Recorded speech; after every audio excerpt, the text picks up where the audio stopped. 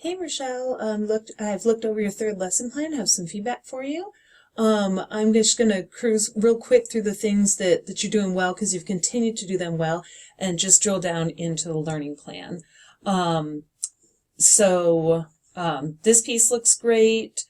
Desired results, essential questions look great. Students will be able to, you do have something from evidence outcomes followed by the word by.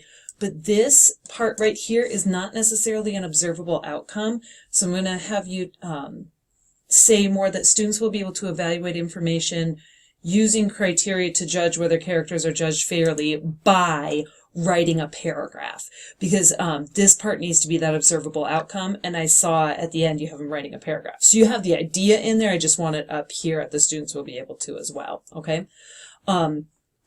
I'm going to focus a lot on the evidence outcome that you chose and talk to you about the fact that your evidence outcome is very well aligned with your content and your lesson plan.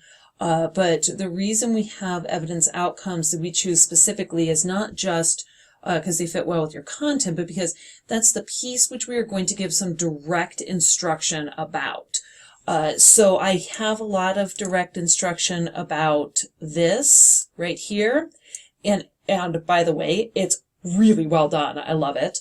But this piece you ask them to do, but don't do any instruction in. I'm going to show you where I want you to drop some instruction in that as we scroll down. Assessments are looking great. I like the hook. Picking up and reviewing, right when you're in the middle of a unit and reviewing where you started before is a great idea. And I told you before, I love that sentence. Really well done. So we're going to here. I like the fact that you start with a question to the students to generate their background knowledge before you move on to giving them the formal definition. That's well done. I want to see you continue to ask students questions to access background knowledge before you give them direct instruction. That's very well done. All right, cruising on here. I want to press you just a little bit because to evaluate is form an idea in the amount, number, value of, and assess. The point of evaluation is not just to look deeply at information, but it's to assess the information. It's to look deeply at that information with the goal of judging it, assessing it, things like that. So push a little bit further into that, especially because that's the application you ask them to do in the paragraph. So think about that paragraph at the end. The topic sentence you want the students to write needs to have that additional piece right here. All right. Your model guided practice is beautiful. Very well done. You re-engage them here about halfway through the lesson plan, have them link their experience into the novel. Very well done. And the place I want you to drop direct instruction into is, wait for it. Oh, I did have one comment before I get there. Right here, it might be best for you to withhold your statement. Some students will take the counterpoint just to tick you off, and some students will take your point because they think it puts you in good graces. And because there's only one of 2 points to take in this, right? He either is being judged fairly or is not being judged fairly. You probably would want to withhold your thoughts on the matter right there, okay? Right here.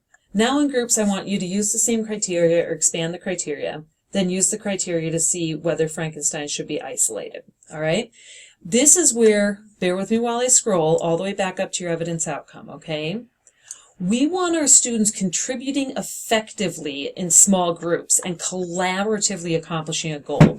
So I need you to break down and define what effective contribution looks like.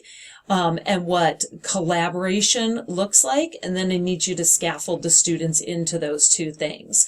It doesn't have to be like an entire another lesson. It's probably a mini lesson, I'm feeling, just a few minutes worth. But this is standard lesson planning. How do you do it? Do you ask the students a question first about what effective contribution looks and sounds like and what collaboration looks and sounds like. Have them create a list, generates, large group list on the board or something like that, so they have something to adhere to. And then you have some key points you want to make sure that you drive them towards for that. It might take a tiny bit of research on your part to see what some commonly held criteria for effective contribution and collaboration looks like. But that would be good research for you to do, okay? So pop in a little mini lesson about that. Bear with me while I scroll. Right here. Hold on. Oops, I missed it.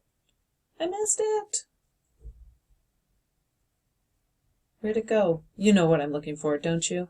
Okay.